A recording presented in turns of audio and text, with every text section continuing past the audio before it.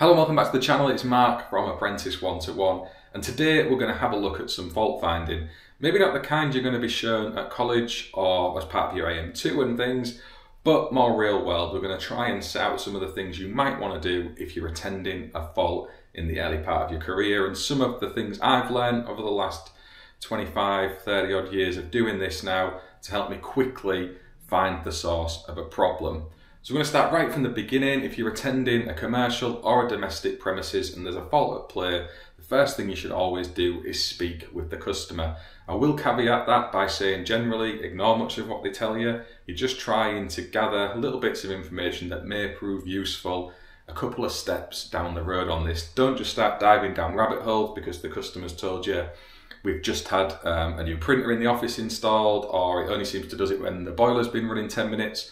Or whatever. Just take that information from them, ask them if they've been doing any DIY, putting pictures up, if they've had a leak recently, if there's been a lot of rain outdoors, where the outdoor lights are and things like that. Stuff that you can use further on in your investigation.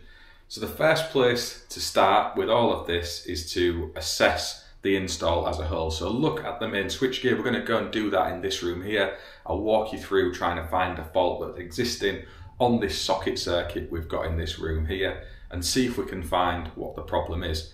But go and look at the main intake, go and look at the consumer unit, see if you've got a split load board, if you've got RCBOs, if it's MCBs, in a commercial environment, what your overcurrent protected devices are and what the loads are. If you're lucky, the boards will be labelled, it'll be on an RCB or MCB, and you can see from the fact the overcurrent protected device is operated to point you in a pretty close direction of where you need to start looking. If it's a split load board and you've got something like a neutral earth fault sat on one of the circuits, that could be a little bit more difficult to understand exactly where that fault is, because it can sit there and take out that main RCD with any kind of load running across any of the circuits on that bank of RCDs. So at that stage, you need to start opening things up and having a look. And you're doing that for a couple of reasons. Firstly, it's to check that all of the switchgear is okay and there's no problem with inside the consumer unit or distribution board. And secondly, it allows you to make a couple of really quick and simple changes to help you try and locate those problems. So this is based on a very typical scenario where you've got a short circuit between a couple of conductors, and there are various ways of approaching this.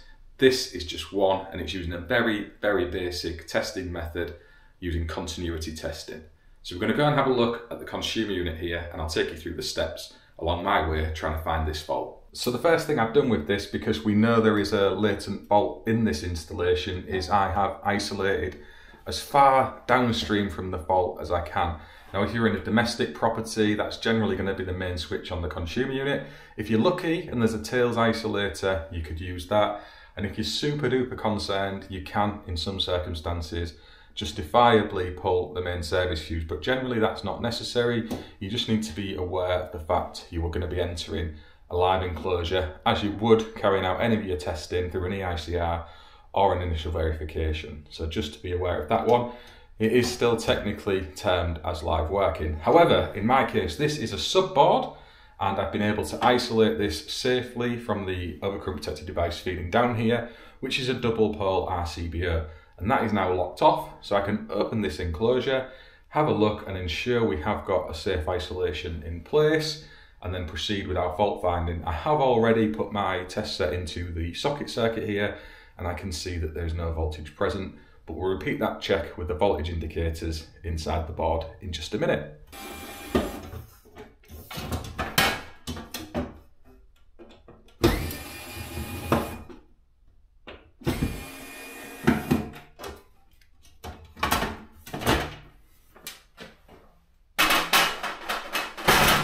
So this is the TIS 859, and this is a brilliant voltage indicator, especially for in circumstances like this, where you're wanting to verify that your board is safely isolated. It's got the retractable tips, which I really like, and you can use it with one hand straight onto your terminals, and I can see there's no voltage present at all. This also vibrates if it detects voltage. We can pop it in here. I will run through the full steps and sequence, but we need to prove our instrument before we do that. So I've been a little bit nosy and stuck it on the terminals first. We'll stick it in here and see if it's measuring. You can see it is. We've got 840 volts on there. So we know that's working. We can go through the process and check between all of our conductors. So we're checking between line and neutral. We also need to check between line and the earth, which we can do. And again, there's no voltage there. We can check between neutral and the earth, and there's no voltage there. And just to ensure I didn't make a mistake with my probes while they were joined together, and you can see the display on that, there is no voltage between line and neutral either. And then the all important step of checking the instrument again, after you have checked between all of your conductors, and again if it's three phase, there's a few more steps in that sequence. If you get them in the right or wrong order, it's not the end of the world. The important thing is that you run through the process and ensure that there is no voltages there. Sometimes we get a little wrapped up on the technicalities of a process rather than doing it at all. So that's the important bit. We can see that if I now check my instrument, it is working as it was before. So we know now there's no voltage there. We can start digging in to find the fault. One of the first things you need to do is take a look at the overcurrent protected devices that are in the consumer unit or distribution board. If you've got a split load board, for example, you may have a singular RCD looking after a few circuits. In this application, we're really lucky because we've got RCBOs. However, there is another check you need to ensure with your RCBOs, and that is if it is a switched neutral or a solid link neutral. And in this case, the neutral is solidly linked. It doesn't open when the device operates. So we need to remember the final circuit neutral conductors will still connect through to the neutral bar even if the RCBO is in the open position. So we can use our voltage indicator as a really quick check to see if we've got any connections between our conductors as they are right now before we even start. So if we check between line and neutral, we're just looking for any values to appear on the screen or the diode beep that you would get, and you can see on there is nothing. If I check between line and earth, again, there is nothing. And if I check between neutral and earth, we instantly get that beep and the light to say that there is a path in that circuit. So what that's telling me is we have got a connection between the neutral conductors and the CPC conductors within that particular circuit. However, because the neutral link is solid going up to this neutral bar, we need to remove that link as well to ensure that there isn't anything working backwards through our circuit from somewhere else causing us a problem. So if we disconnect the neutral fly lead out of here, in fact I should have demonstrated that that had a connection to the neutral bar before I did that, but we'll show you in another way just now. But if we go back onto the CPC and onto the neutral terminal, again you can see we've got that connection. If we probe onto the end of the RCBO's fly lead, we have that connection, and up on the neutral bar here, nothing whatsoever. So we know now there is a problem between the neutral and the CPC of those conductors. Now you could approach that with insulation resistance testing. This is just a really quick way with your voltage indicators to find out very quickly where you need to be looking. So we've narrowed it down to that socket circuit because it's an RCBO. If we've taken cables out of the split load board and the terminals to start checking in a similar way at the board, you can do that as well. So if this was a split load board layout and you had a neutral to earth fault, you could take the neutrals out of the terminal bar and start checking until you find which circuit it is that is affected, and then you've narrowed the field to one circuit. Of course, at this stage, we don't know further down the circuit where the problem lies. So how can we figure that out? As I said earlier on in this video, I've already unplugged all of the equipment that's connected into the system. That's the first step you should always look towards, because 99% of the time it is a piece of equipment that's plugged in. But at that stage, we need to find out where we need to be looking. If you imagine this is a big commercial install or somebody's house, the socket circuit might be serving the entirety of upstairs or downstairs.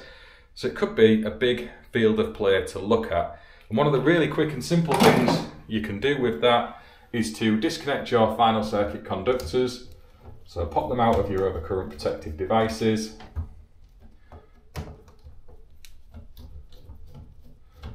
And in this case, we've got two conductors, but it's not actually a ring final circuit. It is just spared off to a separate socket just below this consumer unit here. You can see it's a wide angle camera. And the rest goes off to the end of line at the other end of the room. It was just a way to put a little gremlin in this board for people when they come and look at it and assume it might be a ring when it's not. But we'll take those out. We need to take our CPCs out as well and find those.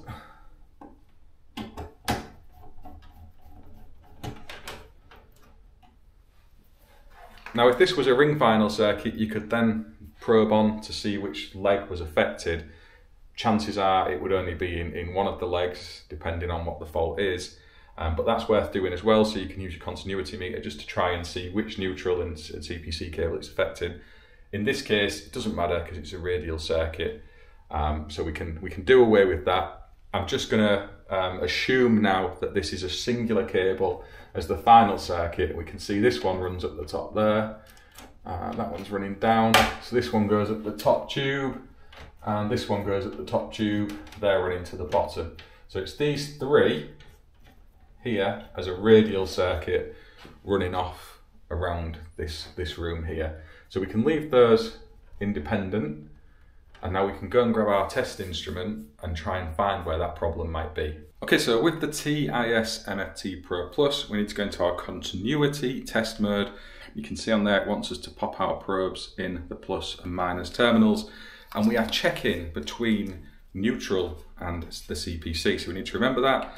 So we need to pop our CPC into one of those terminals for continuity measurement and the neutral into the other, and that's the B1 and B4 ports. And we can now take the plug-in socket and start working our way around this circuit to see where the lowest value is recorded, because that is going to be around the area where you'd expect to find the problem. And this works for a lighting circuit. Obviously, if it's a piece of fixed equipment, you're generally going to have one point of connection anyway. However, on socket circuits, lighting circuits, this is a test method that comes into its own. So if I take you off to look at what we've actually got in this room, you can see there's a socket under the board there, which I already know that isn't where the fault is, but we'll put the meter in there to see what values it provides. We've got this socket here, which is on that circuit, another one down there over at the bottom. This one here is for a different circuit, that's not part of that arrangement. We've got the spare down there, which is also forming part of that circuit, and then this one here down at the bottom, move you down, is the end of line. So while we're here, we might as well start at this location. If we pop our lead in and make sure we turn the switch on, if we hit test, we should measure a value. You can see we're getting 0.3 ohms. Now if I operate this switch, it then clears the fault because these are double pole sockets, and that is another great feature of a double pole socket. If you get a problem on a circuit and you open it, it's going to disconnect those conductors. Now obviously if that didn't do that, if it was just a single pole, that neutral to earth connection would stay in place. If we pop onto this other circuit, you can see, or the socket, sorry, we've got 0.2, so that's considerably less than the last one. So we're already getting a bit warmer. If we have a look at this one up here, I'll just raise you up again. So we've got another, another socket. And pop you in there. It's a little bit higher, so 0.23. So that's indicating that I'm moving away in this direction from where the fault might be. And if we come over and just check this one for the sake of checking's sake, I already know that they're just disconnected. If we hit test, you can see it's measuring clear. There's no connection between neutral and earth there. So revisiting that, this one presented 0.23, this one presented 0.2. Again, we'll just prove that this one's on a separate circuit up here. Open it up, hit test, and again off scale. I can't get into the spare, so I'm not going to do that. It could be that the fault is within the spare, so obviously this socket here was 0.3 from memory. Have a little look at it again. It's coming up at 0.42 in this side, 0.38. So that's quite high. The other one over there is 0.2. I'd always start at the place you've recorded the lowest value, and then if it's not there, you can start looking back towards the next lowest point. And obviously the next lowest point from this one is that one at 0.23. However, because there's this point between there and there, it could be that that's 0.3ish, and this one might be 0.18, and then that could be 0.2, 0.23. So if it wasn't in here, I'd probably look at that one next. We've already narrowed this field down. If you imagine this is someone's house, we're now in a bedroom between two sockets as opposed to hunting around the entirety of upstairs before you start pulling things to pieces. So if we open this socket, I find a screwdriver, and again we know the power's isolated, so we're safe doing this. It's all done dead.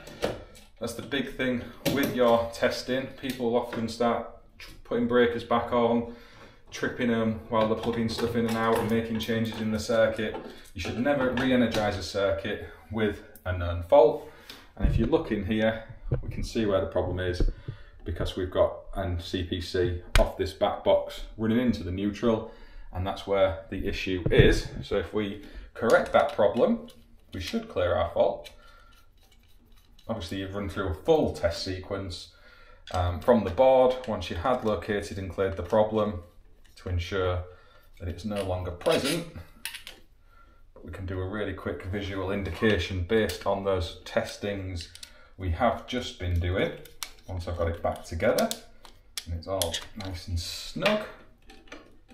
A little tug test, pop that back, and I could have been using my electric screwdriver for this, couldn't I? That would have saved lots of this manual labour. However, this is good practice for if I ever get to go on the eFix challenge wall again, because it's surprising how long it takes to fasten up a little back box screw when you are under pressure on your hands and knees.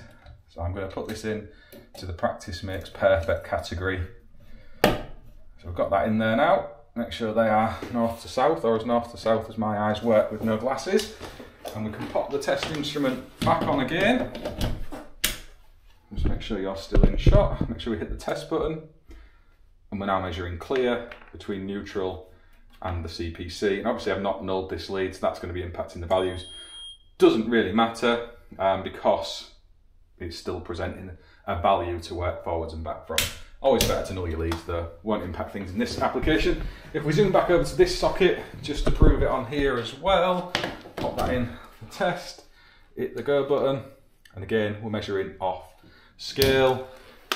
Other points in the circuit, so over here, again, I'm assuming we will be off scale, and we are.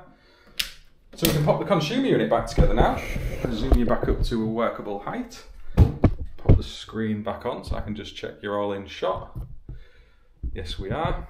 So I'm going to pop these conductors back away, run through a full test sequence, and then we'll energise this circuit and see if we've rectified the problem. So I've brought you down to this socket circuit again, and we're at the end of line now. Obviously I've run through the dead tests, our continuity and insulation resistance testing. I'm just going to get a quick value of ZS here to show you that we've restored the earth path and cleared the fault. So we're on no trip, 30 milliamp, because there is an RCD in this circuit. If we hit test, it should rattle through these and give us a pass, hopefully. You can see I have nulled my leads as well now, so we're going to get an accurate value here. And this is a well-tested room, so I know exactly what it should be, and that is pretty much on the money. You can see we've got 0.54 for our live to protected earth and 0.74 for the line to neutral loop. And the lower value on the live to PE is because of all of the bonded metalwork within this room helping to lower that value, and outside of this room as well. There is lots of that. So sometimes you may expect your LN loop to be lower when really it's not going to be the case because of the nature of the installation. So outside of the RCD testing, which I'm not going to do right now because it will take out the upfront RCD to this training space here. For those of you who've watched earlier videos on the channel, you will know that we are super duper cautious with the approach to the layout and setup at the academy space here. Just see if I can see myself in shot, and I can. So that's good. I hope you've enjoyed watching this video. If you're a more experienced electrician, you've got some tips and tricks of your own that might help people to find faults more quickly out in the real world, so long as they are on the safe side of testing and it's been done, as I've said earlier on in this video, with the circuit de-energized. Super important that you're always doing that. Don't be energizing circuits with known faults on. There are ways and means to locate them really easily if you're methodical, follow a careful approach. Whatever way you're selecting, we'll have a look at how you can use insulation resistance testing in a similar application to this to find a fault as well. I thought this was a good start out just to look at some continuity testing, and it works just the same if you've got a dead short between line and neutral, between your line and earth, or the neutral and the earth as we had here. You take the same approach, but just put your probes in the different terminals on your test instrument. If you've got any questions alongside this video, please do drop them in below. If you haven't already, please do subscribe to the Apprentice 1-to-1 channel. It's still relatively small because of the primary podcast content and the fact we don't share lots of video content on YouTube outside of that. However, I'm hoping to change that as the weeks and months progress, and we'll pop a few more of these little testing videos into the mix and some other exciting stuff we've got collaborating with other people as well. And the regular podcast content will keep flowing. We was going to record something tonight, but the guys are otherwise engaged, so we're going to try again next week when we're coming back to speak about earthing and bonding.